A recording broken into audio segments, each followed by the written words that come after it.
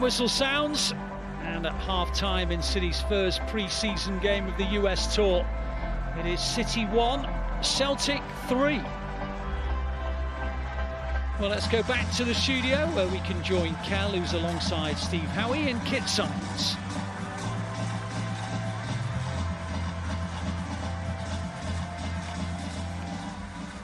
Welcome back to Matchday Live. Manchester City are kicking off their pre-season tour in North Carolina with a game against the champions of Scotland in the form of Celtic, and it is currently Manchester City 1, Celtic 3.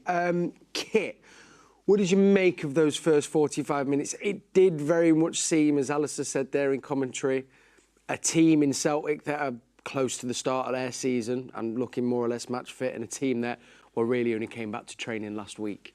Yeah, and also a Celtic team that are close to what's probably going to be their starting lineup. Yes. And a Man City team that's a long way from what will be our starting lineup. So there's huge differences, and it's been quite tough for some of the young back four of City. They've they've been exposed to top players who are, like I say, that much fitter than them and sharper during because of their preparations. So it's been quite tough defensively, but there's been a lot of good things going forward as well. But the boys at the back will learn lessons from that, hopefully. I mean, it's the small details like your body shape. When you're facing the ball, when you're facing your own goal, at which time you switch to do that. And if you're just a millisecond late doing it, you get exploited, as we saw in that first half. So it's the small details that they'll learn hopefully big lessons from. Yeah, and probably learn pretty quickly as well. Looking at, before we focus on the goals, it did, I mean, the shape itself, we felt a bit all over, but defensively, it was a back four that I've never played a game together for one. But it did seem they struggled a bit with particularly the counter-attack, which, as we know, generally for City is always a bit of an Achilles heel. But they were struggling there. Was that to do with the shape, do you think, as well, or was it the unfamiliarity between each other? I think a little bit of unfamiliarity with the teammates that you're playing with. But at the same time, I think you've got to say that Celtic just look quicker, they look stronger, they look fitter. And I think it was a little bit of an eye-opener, especially on the left-hand side. The lad who's gotten the 2 goals, he's dangerous. Yeah. And he gives anybody a hard time. I think if he comes across full-backs week in, week out, who's fit, he still gives them a hard time. He'd give players a hard time in the Premier League. He's a good player, so he's obviously causing problems. I think, as Kit said, he's mentioned something about, how you set up as a defender. You kind of half know that he's going to come back in. Yes, you've got to get back quickly, but you should know yourself, I shouldn't be going back as quick where I can't stop. Yeah. I should be able to plant and push and still cover myself. So it was kind of easy for him to come in. So 2 goals really were relatively easy for them to score. We can see with this first one, probably exactly what you were talking about here, is a ball into the middle. That's a great ball. He's kind of frightened to get too close to them, and then he's not close at all. And obviously, the lad does really well. It's a good finish. The defender's not getting back to them, but that initial first ball to break the lines, and then here the gap is quite big. He times his runs very, very well. That's what I'm talking about. As the ball's played, he's still facing forward rather than his body. He needs to be going back that way, going towards his own goal. Yeah. So it was in that goal there, and it's lovely that we're able to kind of watch them back given this pre-season, but. There's obviously, as you say, the shape from Wilson Esbrand, but the ball into the middle before, is that where one of our centre midfielders should be, whether that be Calvin, McAtee, or I think it was O'Reilly maybe playing in the middle to almost build, because he had so much space on the halfway. Yeah, well, it's communication as well. Yes. You've got to have communication, but there's probably 2 centre-halves. Probably watch it back. One of them could possibly step in there. Yes. You don't have to have 2 to mark 1. And if you're confident in your ability, I'm quite just say if it's me and Kit's playing together, and he's got a man, I trust him. I'm going to leave him with the man, and I'm going to go and get the danger. Yes. So he can't turn and hurt us because I'm in no man's land, and all of a sudden now he's a huge danger. So he can turn and pick whatever pass he wants. I mean, that's happened quite often. Is that they've had that man in the pocket who's picked up the ball and has caused us problems.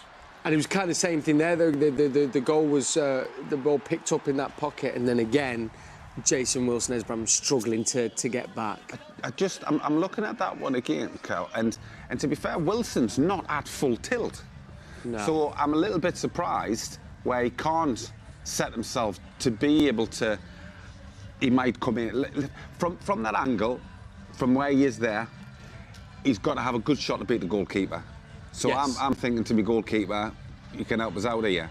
Once you let him inside, the goal opens wide open. The goalkeeper doesn't like that either, because all of a sudden his far post is so exposed. I mean, what he's done on that one, he's almost like in our build-up, he's often going into central midfield, Wilson-Esbram, and it's almost like on that turnover when they won the ball back, he's still in central midfield, and there's no one at left back, and so suddenly he's got a big recovery to get back in and actually try and do his job. And I say, Kun is able to come inside, and it was a good finish. It's a lovely finish. Yeah, it was because he was caught out of position, and it's that transition between, OK, we're in attack, I can be in central midfield, but as soon as that turnover's going to happen, you've got to get back in. Straight back in. Slot, yeah. I think you'd have to point out as well that, you know, bless him, he's not getting much help. Yeah. He's kind of exposed out there. And he said, didn't he? The second one of the lads comes across a little bit, but at the same time, for them too, and there's been another couple of occasions, he's kind of one-on-one. He's kind of thinking, give us a hand here. Yeah. You're looking for something. Yeah. Jack, come here, mate. That second goal, that was the one to put them 2-1 in front. We'd actually scored the equaliser, I think, less than 2 minutes before that. We'll see the goal here. Great ball. Beautiful ball from Jack. Does Haaland know that Oscar Bob's there? I think, well, listening to the commentary, Andy says yes. I don't think so, if I'm being brutally honest. You know what Erling's like? If he can, he'll try and take it. It looks like he goes to take the shot as well. I think he had a little glance, just a little glance before, so I think he did. I'm giving him the benefit of the doubt there. I mean, Kasper Frank pulled off the great save, pulled off a few saves, and it kind of trickled in. But we had been pushing. We had, before that, I think Kasper Schmeichel maybe had 3 or 4 big saves before that, 2 on Haaland as well. We're doing well. Our offensive play, our forward play, and we're creating overloads and causing them big problems. And like you say, a couple of really good opportunities, good chances. On another day, we could have taken them. But a lovely passage of play. Brilliant. I mean, that looks like a simple ball, but to play the ball on that angle, at that weighted pass, was fantastic from McAtee, who's looked bright. This was the save for me, though, Steve. Yeah, it's a great save. I mean, basically, he's doing what his dad did. Makes himself, you know, very, very big. That's a great save.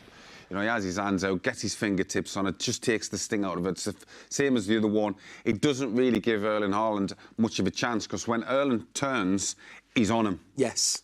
And all of a sudden he's thinking, you know, get his shot off. He still gets it off. It's still on target, but it's a good save. Yeah, it's a brilliant save, and he definitely kept them in it. Before we look at their third and final goal, just 2 young players we've mentioned. First one I wanted to mention was O'Reilly. We saw him there in the build as well. Thought he looked really lovely in parts, Steve. Yeah, I think on occasions, you know, the stuff that he does, he just looks so comfortable. I think there was one particular time, though, he got away and he just kind of stayed on the ball that little bit too long. Yeah. And I think one of their lads, in all fairness, it was a good challenge. And I think, but he was disappointed with himself. I'm not sure if he was caught in 2 minds or whatever it was, but he just lost possession.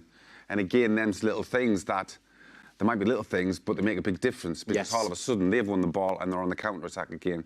But certainly glimpses that the manager's going to be pleased with. Absolutely. The other player, and you mentioned just before with the lovely kind of very difficult pass play, James McAtee, and we've seen him in those pockets as well, and he had a really nice first half. He did. He showed some fantastic touches. I mean, there's a one quite early on when he linked. I think he linked up with Jack, who then went through, and we had a good counter attack. He showed some good awareness, and I think you can see he's been out and played first team football, because he looks quite comfortable in these surroundings, and yeah, he's certainly going to be a good player, I think, him. Yeah, promising signs to come for our young Blues. Then 2-1, you kind of think we'll get in half time, but then the third goal came just before the end, which we can see here now again, and again coming down that right hand side is where it started, Steve. So I mean, the pass is stunning. Could City have done anything better, do we think? Yeah, the centre half. Mbete there. Yeah, Mbete, he's kind of, again, we've talked about positioning, maybe he's kind of open his body up a little bit more, but be backpedaling so quick, he doesn't know where the play is, and then he just sticks his hand up thinking, well, he's off. Yeah. Is there a communication between his other centre half? Probably not. And again, you know, playing the level that they play at, they might get away with it. Against these boys, you won't. Yeah, you're not at all. But these are the lessons. Yeah. Kit, they're there to learn and to get them up to speed. And I think, remember, you both said at the start of the show, you're not going to get that until you start playing against this standard. And you'd like to think they're probably going to learn pretty quickly. Well, it is. It's a tough school. It's a tough school. Yeah. But you learn by your mistakes. And good players that go on will learn by these mistakes and then take it as a positive and go and learn from it and not make that mistake again. We obviously said the result is irrelevant here, particularly given it's the first game. If you're in Pep's shoes as a manager, Kit, looking at his first 45 minutes, would you think he'd be pleased with just generally how it's gone, taking away the goals and the score, but you're looking for passages of play, I'm guessing, where people's fitness levels are at? Yeah, and like I say, listen, his focus is going to be on those first team players for sure, and they've all come through, like, certainly fitness-wise, they all look absolutely fine. Yep. I mean, Haaland had that one sprint when he had his chance where you look, wow, you know, and it does that against anyone. You're not stopping that. Yeah. So that's fantastic. That will cheer Pep up, I'm sure. Oscar Bob was a bit quiet, I thought. I probably would have liked to have seen a little bit more from him, because I know what a good player he is and what exciting talent.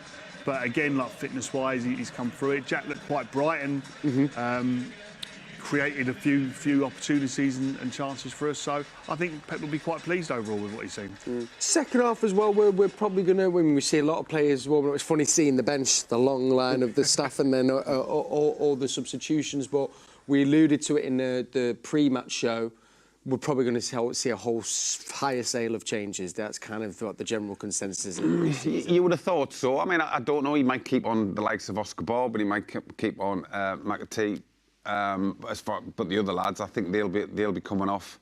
You know, getting back to Pep about the first half, we know what he's like. He's an absolute perfectionist. So there'll be things that'll probably he'd not be delighted with, but ultimately there'll be things he'd be pleased with as well, and rightly so, because, as I said, you can't take away from the fact that Celtic are so far ahead of where City are. As I said, they've only been back a week. This is the first game. They'll have been training a good couple of weeks before they've had the first game, and then this is the second game. They're miles ahead, and it's not as though there's a big gulf, but you can tell there's a difference. I was going to say that's what's so interesting, isn't it? Because you still see them, they think, oh, they look all right, they look fit, but then you see the major kind of space between a team that is ready to, you know, start their season in a couple of weeks. Them small fractions, like you say, Steve, but they create such a big difference on the pitch. You just that yard off it or that speed of thought is a little bit off, you're punished for it, and that is what you use pre-season for. Yeah, I mean, that sharpness is what it's all about. You see a similar sort of thing when the players come back from injury. They take a little while to get up to speed, and it's the same coming back pre-season. I mean, it's different probably from our day, where you had a complete 6-week break and nothing, and then pre-seasons to get fit. I mean, these boys have programmes and they're still kept fit, maybe doing different things. So they're quicker to get up to speed, but it still does take a bit of time. It still needs that time. Yeah. And I guess as well, actually, you know, for the young players, then knowing that they all, you know, I think Alistair Mann said we've got Kovacic and Gvardiol, hopefully will be back for the weekend. That will then kind of, I guess, bring a bit of an energy going, all right, the first team players are coming back and kind of we're building, going, we need to get to where we need to be for the Community Shield. Yeah, but they'll still not be at it for the Community Shield. They won't be. Because even the lads that's coming back, and the lads will be coming back intermittently, they'll have had a couple of weeks off. Yes, they might have been doing some running, they might have maybe done a little bit of bar work individually, just by themselves, but it's different to being on the pitch. Yeah. It's different to being in a game. It's different to being at Wembley, you know, because Wembley tires you out anyway. Even though a lot of the lads are used to that. So even when we get to the Charity Shield, or the Community Shield, obviously it is now, don't be surprised that it's still not at the level you expect it to be, because it probably is not. No, and I think even when you think to the start of the season as well, it usually takes City, especially because their players only come back so much later than everyone else, it does take us a few games to find that rhythm a little bit as well, Kit. So I think it's important we remember that as well. Yeah, I mean, traditionally it's always been that sort of after Christmas spell where City really go into that extra gear and blow teams away and end up winning the league. Yeah. So... listen, you want your teams to start nice and bright and get off to a flying start, but you know, history will tell you that you can get off to a fairly modest start and still go on and win the title. So. And the young players, they won't be too disheartened by that at all, will they, Steve? I don't think they'll be disheartened. Well, they shouldn't be. No. Well, then first and foremost, they shouldn't be. But I think one or two of them will be thinking, I've got a little bit to go here. Yeah. Because it's a big jump for them. And I think the biggest thing that they should take out of that is, you know, now I see what I've got to be aiming for, and then it helps them to strive on. But certainly not be disappointed, because as kids were saying, you know, it's a hard school. Yeah. Ultimately, you're going to have to learn. And if you don't learn, you're not going to be there. That's how brutal it is. Yes, and I mean, all three goals were sort of like inexperience and a little bit of naivety, which you expect. You're going to get that from young players playing against a top European team. Yes, simple as that. Well, listen, we can see there was a few changes there. And Dye was at the front there. I think the young Doyle lad as well in the middle to come on as well. We can see Wilson Esbrand staying on, Oscar Bob staying on, Rico Lewis as well. Erling Haaland was leading them out. So, do you know what? Let me hand it to the man who will know. Mr. Alistair Mann has got commentary over on the City app. Remember as well, on there and on City Plus is where you can subscribe and then watch all of our pre-season tour, watch all the games and get commentary from Alistair Mann. And tonight he's joined by Andy Morrison. Thank you, Cal. Yes, we've just looked down the tunnel and we've seen, we think, at least 3 changes for City. We saw Joleon and we saw Callum Doyle. Just waiting for confirmation as to who has made way. I think Massimo Perroni as well, I thought might just have stripped off as